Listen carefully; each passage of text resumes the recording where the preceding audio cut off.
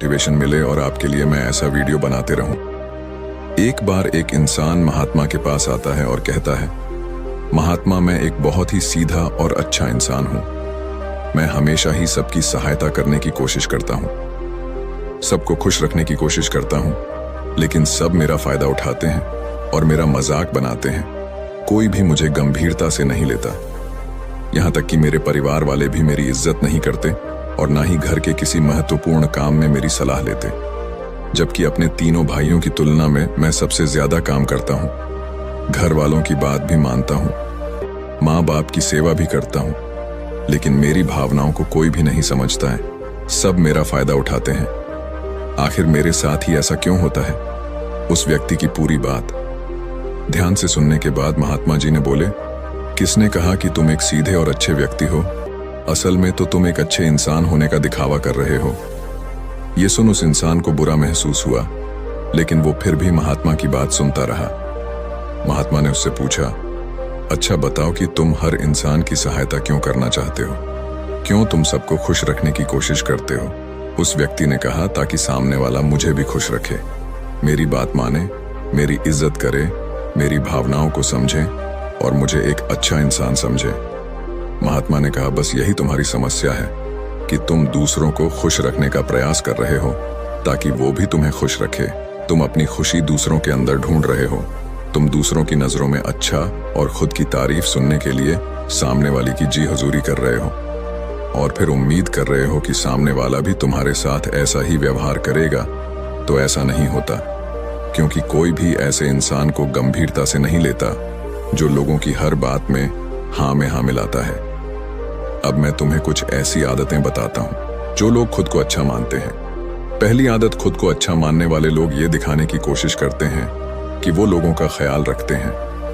उन्हें लोगों की चिंता है, इसीलिए वह सबकी सहायता करने पहुंच जाते हैं, फिर चाहे सामने वाले को उनकी मदद की जरूरत हो या ना हो।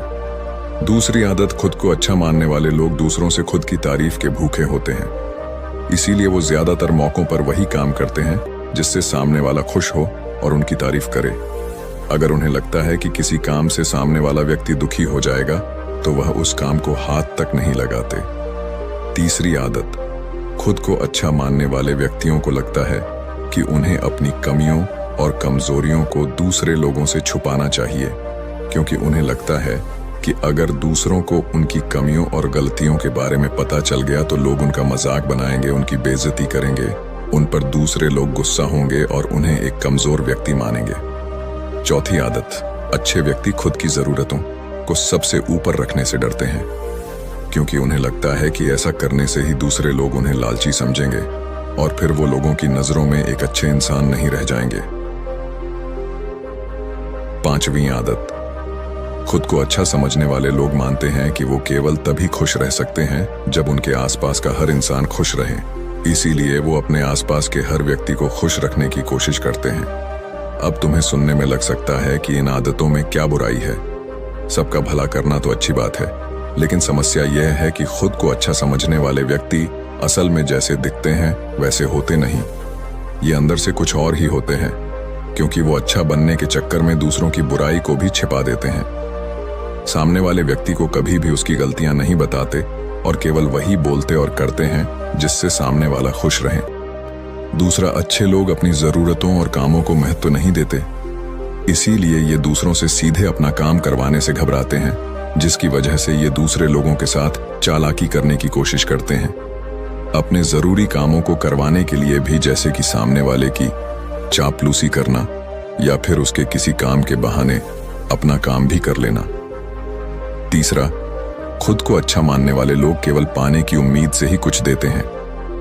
यह इस बात का दिखावा तो करते हैं कि यह लोगों की सहायता करना चाहते हैं, लेकिन यह सहायता सिर्फ इसीलिए करते हैं इन्हें अच्छा इंसान समझे और जरूरत पड़ने पर इनकी भी सहायता करें। लेकिन अगर इन्हें सहायता के बदले सहायता नहीं मिलती तो ये गुस्सा हो जाते हैं, सामने वाले से अंदर ही अंदर नफरत करने लगते हैं और उससे बदला लेने का मौका ढूंढने लगते हैं। चौथा, खुद को अच्छा दिखाने वाले लोग दूसरों को मना नहीं कर पाते और दूसरों के काम करने के चक्कर में ये अपने और अपने परिवार के जरूरी कामों को भी पूरा नहीं कर पाते।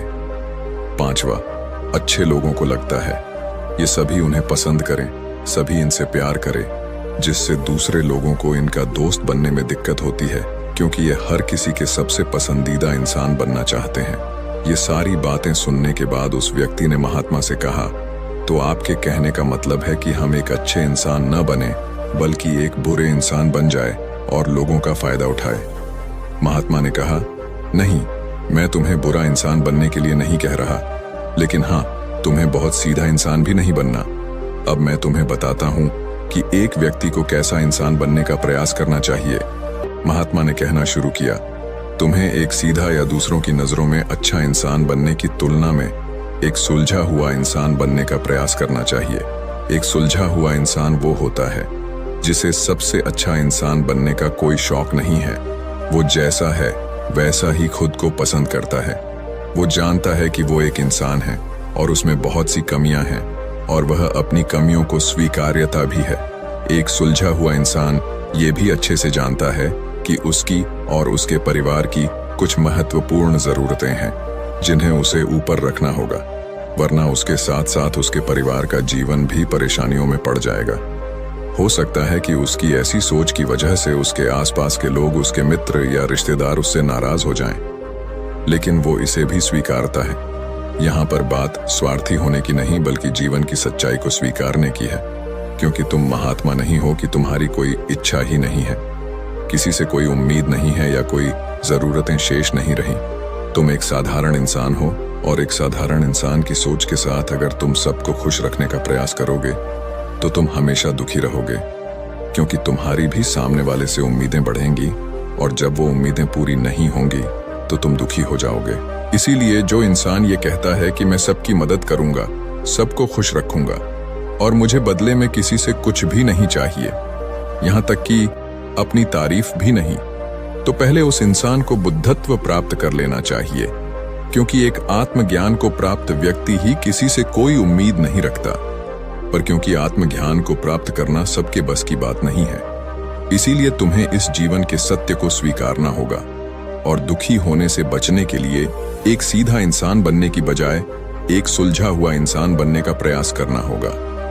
अब मैं तुम्हें बताता हूं कि एक सुलझे हुए इंसान में क्या क्या विशेषताएं होती हैं।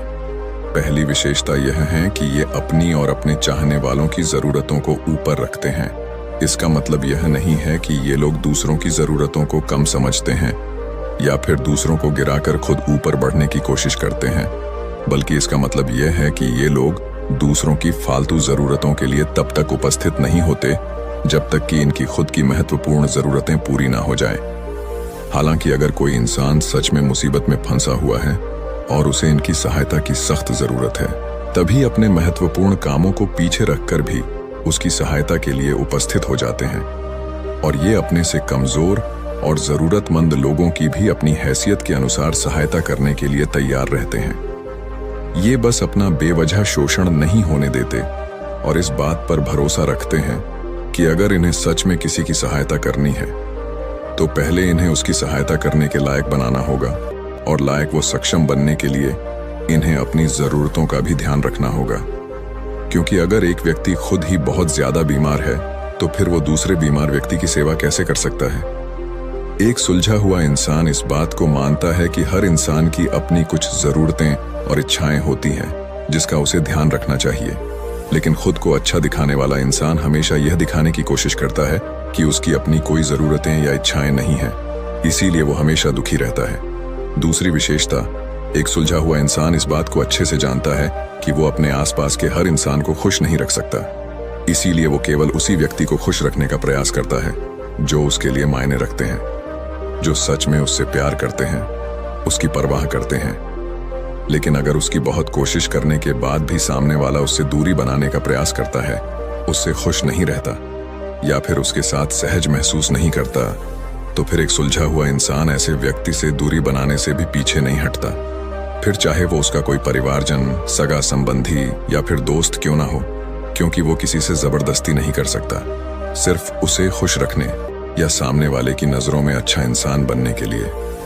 इस तरह वो खुद को बेवजह दुखी होने से बचा लेता है, लेकिन जो अच्छा होने का दिखावा करते हैं वो सबको खुश करने के चक्कर में अपने जीवन के सबसे महत्वपूर्ण इंसान को ही दुखी कर बैठते हैं, जो कि वो खुद हैं। तीसरी विशेषता, एक सुलझा हुआ इंसान वैसा जीवन जीने का प्रयास करता है जैसा वो जीना चाहता है। वो सिर्फ किसी दूसरे को खुश करने के लिए अपने जीने का तरीका नहीं बदलता। इसका मतलब यह नहीं है कि उनके जीने का तरीका ऐसा है जिससे लोगों को समस्या हो। वो बस दूसरे क्या कहेंगे इस चक्कर में अपना मन मार कर नहीं रहता और खुलकर पूरे जोश और उत्साह के साथ अपना जीवन जीता है। उसे अपनी पसंद नापसंद पता होती है, इसीलिए वो वही करता है जिसमें उसे खुशी मिलती है। उसे अच्छे से पता होता है कि वो कौन है, उसे अपने आप पे भरोसा होता है, इसीलिए उसे किसी इंसान की छोटी चापलूसी करके खुद को अच्छा दिखाने या खुद की तारीफ सुनने की जरूरत नहीं होती। महात्मा जी ने आगे कहा, अगर तुम अपने जीवन से संतुष्ट नहीं हो तो अपने आप से 2 प्रश्न पूछो। पहला, क्या मैं अपने लिए वो जिंदगी बना रहा हूं जो मैं असल में अपने लिए चाहता हूं? और दूसरा, अगर मैं नहीं बना रहा तो क्यों नहीं बना रहा हूं? जब तुम इन दोनों सवालों के बारे में गहराई से विचार विमर्श करोगे, तब तुम जान पाओगे कि तुम अपनी मनचाही जिंदगी सिर्फ इसलिए नहीं बना पा रहे हो क्योंकि तुम दूसरों के सामने अच्छा बनने का प्रयास कर रहे हो, जिसकी वजह से तुम अपनी इच्छाओं और जरूरतों को प्राथमिकता नहीं देते हो और दूसरों को ही खुश करने में लगे रहते हो। इसीलिए अगर तुम एक खुशहाल और मनचाहे जिंदगी जीना चाहते हो तो एक सुलझा हुआ इंसान बनने का प्रयास करो, ना कि सीधा इंसान। इतना कहकर महात्मा मौन हो गए। व्यक्ति को भी अब समझ आ चुका था कि उसे एक सुलझा हुआ इंसान बनना है, ना कि सीधा। उसने इतनी अमूल्य जानकारी के लिए महात्मा का धन्यवाद किया और वहां से चला गया। दोस्तों, मैं उम्मीद करता हूं कि इस कहानी से आपको जरूर कुछ सीखने को मिला होगा। दोस्तों, स्टोरी इंस्पायर्ड यूट्यूब चैनल पर अपना कीमती समय देने के लिए धन्यवाद।